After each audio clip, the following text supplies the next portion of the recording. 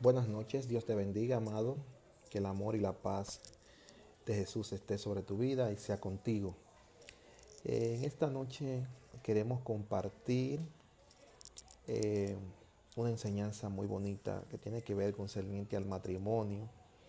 Hay un debate hasta el día de hoy. ¿Hay recasamiento? ¿No hay recasamiento? ¿Se puede una gente divorciar y casarse con otra persona?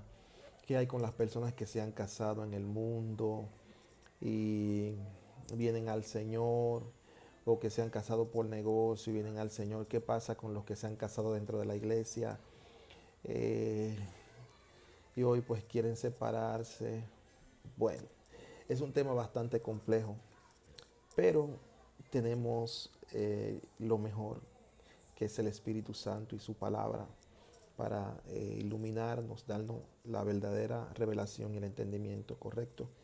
Y vamos a hacerlo todo a la luz de la Biblia. Antes de iniciar, queremos orar para que el Espíritu Santo de Dios nos guíe a darle una buena interpretación, una interpretación correcta a su palabra. Padre que moras en gloria, Señor, te damos gracias. Te presentamos, Dios, esta enseñanza de esta noche. Padre, permite que aquellos que van a mirar, van a ver, van a escuchar, Dios, a través de las redes, esta enseñanza puedan ser bendecidos, Dios, y puedan ser edificados, sabiendo que la gloria es tuya en el nombre de Jesús. Amén.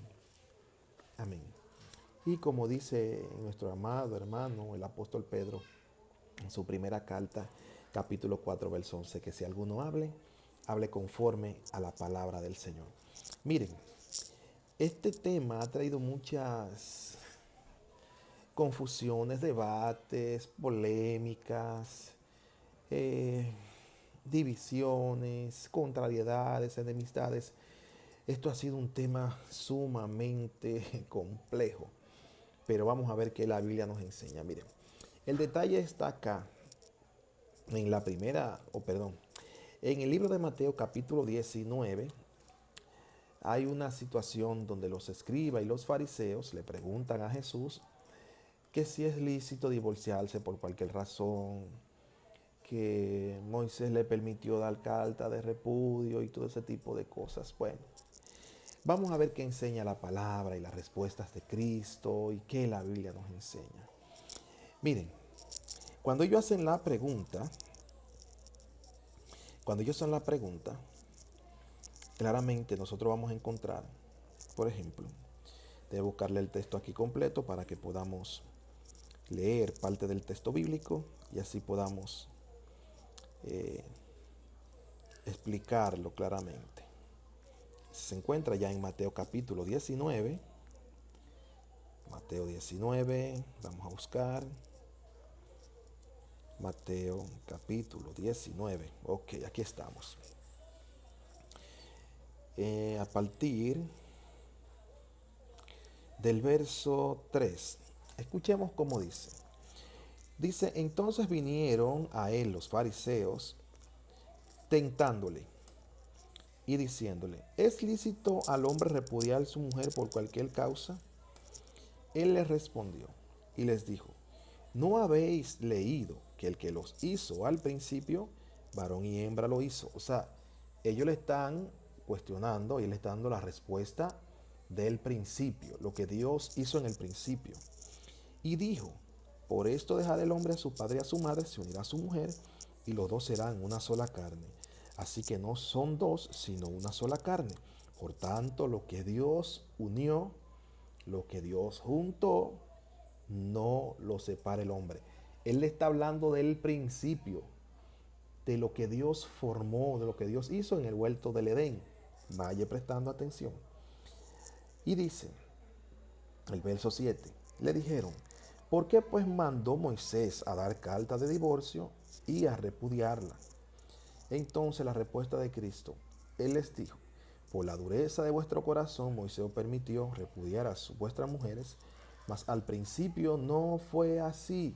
Vuelve Jesús y le cita el principio, en el comienzo, lo que Dios estableció desde el inicio, ese no fue el orden que Dios estableció. Vamos a ver. Y yo os digo que cualquiera que repudia a su mujer, salvo por causa de fornicación, y se casa con otra, adultera. y el que se casa con la repudiada, adultera. Le dijeron a sus discípulos, si así es la condición del hombre con su mujer, no conviene casarse. Ahora bien, ¿por qué esta situación? ¿Por qué la respuesta de Cristo salvo por fornicación? Eso hay que explicarlo. Porque hay gente que confunde la fornicación con el adulterio. La fornicación es el acto a lo cual la gente llama unión libre. La fornicación es lo que la gente no casada convive con otra persona sin estar unida en matrimonio y lleva una vida de fornicación. Supuestamente tiene una pareja, pero no son casados. Y mañana se busca otra y así conviven. Eso es fornicar, llevar una vida en fornicación. La gente lo llama unión libre, pero la palabra de Dios lo llama fornicación y lo llama pecado, mi amado amigo. Eso enseña la palabra y la Biblia dice que los fornicarios no van a entrar al reino de los cielos.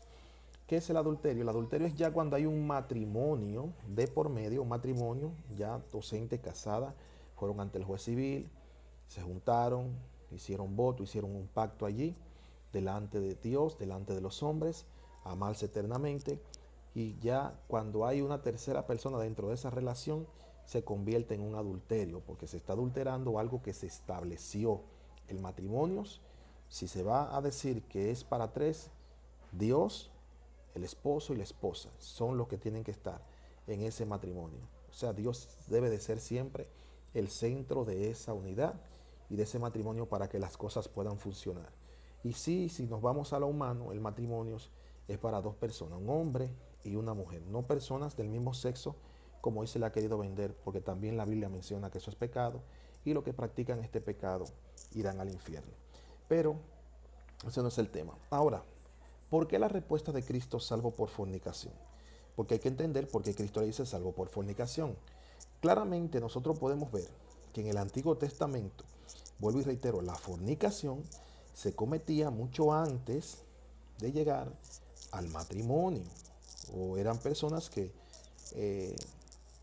convivían fuera del matrimonio. Sabe que en la tradición judía, los judíos acostumbran a comprometer, por ejemplo, o a comprometerse a muy temprana edad, se comprometían, hacían un voto o un compromiso allí de que esas personas pues se iban a casar cuando se cumpliera cierta edad, cierto tiempo, y esa muchacha no podía fornicar, porque a la hora del joven allegarse a su esposa, con la cual estaba comprometido la noche de boda, si la encontraba no siendo virgen, ella podía ser apedreada o él tenía el derecho de devolverla a los padres. Eso estaba conforme a la ley. Ahora, algo que hay que entender claramente, la fornicación se cometía antes del matrimonio. Por eso Cristo le dice salvo por fornicación. O sea, y cuando le explica claramente de que Moisés le permitió darle carta de divorcio y Cristo le está explicando salvo por fornicación, lo que le está diciendo es, por la dureza del corazón de ustedes, en el término los hombres, al hombre le es un poco difícil perdonar esa parte y hay que ser realista.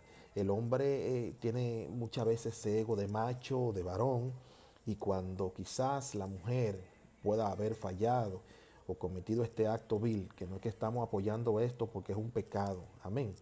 Quizás el hombre a lo primero que recurre es al divorcio. Entonces, ¿qué ocurría en ese entonces? Como la muchacha, a la hora y punto del varón a llegarse a su comprometida en la noche de boda, no la encontraba siendo virgen, él tenía el derecho de devolverla porque ella había fornicado. Vamos a verlo, cómo la Biblia nos enseña. Y nos dice claramente, allá en Deuteronomio 22:13, dice, cuando alguno tomare mujer y después de haberse llegado a ella, la aborrece y le atribuye falta, que den de qué hablar, y dijeren, a esta mujer tomé, me llegué a ella y no la hallé virgen. Entonces, ¿qué ocurre? Allí el joven tenía el derecho de devolverla. Pero si usted sigue leyendo el texto, para no alargárselo, claramente dice que los padres de la joven tomarán las vestiduras. ¿Cuáles eran las vestiduras? Las vestiduras eran las sábanas, las ropas que se usaban en la noche de boda, los padres, mayormente los padres de la novia, de la muchacha, guardaban esa ropa porque sabe que esa ropa estaba manchada de sangre, a la joven haber perdido la virginidad, y guardaban eso como una evidencia. Cuando guardaban esto como una evidencia, si el muchacho quería difamarla a esa muchacha, ellos, los padres de la joven, iban y presentaban estas sábanas o estas ropas que estaban allí y decían, mira, nosotros eh, entregamos nuestra hija virgen a este hombre y él hoy le atribuye falta que den de qué hablar de que no la halló virgen. Entonces los ancianos del pueblo, que eran prácticamente los jueces de ese entonces, tomarán, dice la Biblia, tomarán al hombre y lo multarán y el hombre, preste atención, no podrá despedirla en toda su vida esa mujer. No solamente porque atribuyó una falta, de qué hablar a una virgen, sino porque el recasamiento o el divorcio no tenía ninguna validez para darse, porque se entendía que era un pacto. Y ese pacto únicamente, quizás en cierto modo, podía ser quebrantado si el hombre, al momento de llegarse a su novia o su comprometida, no la encontraba siendo virgen, pues él sabía que la joven ya había fornicado. Por eso Cristo le dice, salvo por fornicación. ¿Y quién le dio ese derecho? Bueno, Moisés se lo dio. Pero yo le digo que mi padre, cuando hizo la creación, cuando hizo al hombre y la mujer, en el principio, él está diciendo, Dios no lo hizo así. Y por tanto, lo que Dios juntó, no lo separe el hombre. Fíjese que el mismo Cristo está diciendo, y cuando emplea la palabra salvo por fornicación, está diciendo claramente, por eso usted ve que la Biblia dice, el mismo Cristo le está explicando, mira, el que se casa con la repudiada, si no es salvo por fornicación y se casa con la repudiada, adultera claramente. Y la repudiada que se case con otro hombre también comete adulterio porque delante de los ojos de Dios están casados, están unidos en matrimonio. Fíjese, por ejemplo, otro texto bíblico que podemos usar del Antiguo Testamento y está en Deuteronomio 24, verso 1. Dice, cuando alguno tomare mujer y se casare con ella, y si no le agradare por haberle hallado en ella alguna cosa indecente, le escribirá carta de divorcio y se la entregará en sus manos y la despedirá a su casa. O sea, se tenía que ver cuando un hombre se llegaba a una mujer, no la encontraba siendo virgen, él se la devolvía a los padres. Y eso incluso, déjeme decirle, eso incluso se usaba en muchos campos. Habían pueblos y campos, aquellos que quizás me ven por este medio, quizás tenían otros métodos de hacerlo, pero habían campos que incluso y pueblos que si una muchacha se casaba con un hombre y el hombre no la encontraba virgen, se la llevaba al otro día a sus padres.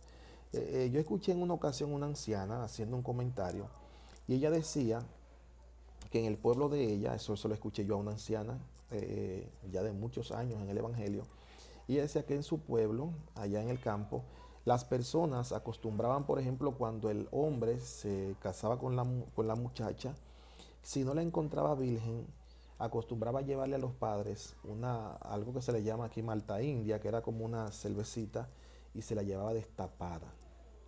Eso le daba a entender a los padres que la muchacha no estaba virgen.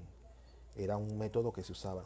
Otro era si entonces se la llevaba tapada, entonces daba a entender que sí había encontrado la muchacha virgen. O sea, eran cosas que se usaban en los campos. Y usted puede preguntarle a gente, por ejemplo, mayores de edad, que de muchos años, esos ancianos que tienen muchas experiencias, Dios bendiga a esos ancianos que tienen todos esos años de experiencia, ¿verdad? Y que quizás nos enseñan, nos ayudan en algunas cosas que ya pues tienen toda esa experiencia acumulada. Es una bendición, ¿verdad? La Biblia dice que es de honra la cana, hay que honrar a aquellos que pues ya tienen cierta edad avanzada. Y fíjense que claramente cómo enseña la Biblia acerca de en esta parte. Muchos han tomado el texto de allá de Mateo 19 eh, para recasarse, para divorciarse, para tomar otra pareja. Hoy la gente lamentablemente tiene el matrimonio como algo sin validez, como algo que no es en realidad con la esencia que Dios lo formó, con la esencia que Dios lo trajo y con lo único que Dios compara la iglesia, según la carta a los Efesios, allá en el capítulo 5. Dios compara la iglesia es con el matrimonio, su relación de Él con la iglesia. Termina el apóstol Pablo diciendo, y este misterio es Cristo y la iglesia. Y Pablo está hablando del matrimonio allí de un hombre y de una mujer. Fíjese cómo se compara, qué magnitud compara la Biblia el matrimonio, lo sagrado que es ante los ojos del Señor. Pero hoy la gente no le da importancia, le ha prestado poco valor. Incluso dentro del pueblo cristiano, y la gente se casa y si no funciona pues se divorcia. Eso no debe de ser así, eso no es lo que la Biblia enseña. Lo correcto es antes de uno casarse con una persona, y sé que hay muchos quizás que van a escuchar esto, no estarán de acuerdo, otros sí, pero es lo que entendemos bíblicamente que es lo correcto hacer. Es orarle al Señor para que la persona, que Dios entienda que sea para mí, que va a ser de provecho. La Biblia dice que el que haya esposa, haya el bien y haya el favor de Jehová. Y otra parte menciona que la plata, los bienes y la honra son herencia de los padres, pero encontrar esposa es un favor que Dios otorga. Entonces hay que entender todos esos puntos. Por ejemplo, mire acá la carta a los Romanos capítulo 7. Aquellos que quizá quieren hablar del recasamiento y del matrimonio y de que es lícito divorciarse. Dice aquí, Romanos 7:2, porque la mujer casada está sujeta a la ley y al marido mientras éste vive. Pero si el marido muere, ella queda libre de la ley que la ataba al marido. Así que si en vida del marido se uniere a otro varón, será llamada adúltera, pero si el marido muere, ella queda libre de la ley, de tal manera que si se uniere a otro hombre, no será llamada adúltera. Fíjese por qué está hablando allí, no está hablando de gente, unión libre, ni fornicación, está hablando de gente casada, usa la palabra adulterio. La palabra adulterio, porque está hablando de gente casada en matrimonio, no se usa la palabra fornicación, se usa la palabra adulterio. Y algo que es interesante ver, por ejemplo, en el mismo Antiguo Testamento, en el libro de Malaquías, en el capítulo 2, verso 14, vamos a leer desde el 13, algunos textos bíblicos, dice, y esta otra vez haréis cubrir el altar de Jehová de lágrimas, de llanto y de clamor. Así que no miraré más la ofrenda para aceptarla con gusto de vuestra mano. Mas diréis, ¿por qué? Porque Jehová ha testificado entre ti y la mujer de tu juventud, contra la cual has sido desleal, siendo ella tu compañera y la mujer de tu pacto. Preste atención a eso. No hizo él uno, habiendo en él abundancia de espíritu. ¿Y por qué uno? Porque buscaba una descendencia para Dios. Guardaos pues en vuestro espíritu y no seáis desleales para con la mujer de vuestra juventud. El verso 16, que es el fulminante. Porque Jehová, Dios de Israel, ha dicho. ¿Quién ha dicho? Jehová, Dios de Israel. Él aborrece el repudio, el recasamiento, el divorcio. Él aborrece el repudio, recasamiento, divorcio, como usted quiera llamarlo. Y al que cubre de iniquidad su vestido, dijo Jehová de los ejércitos.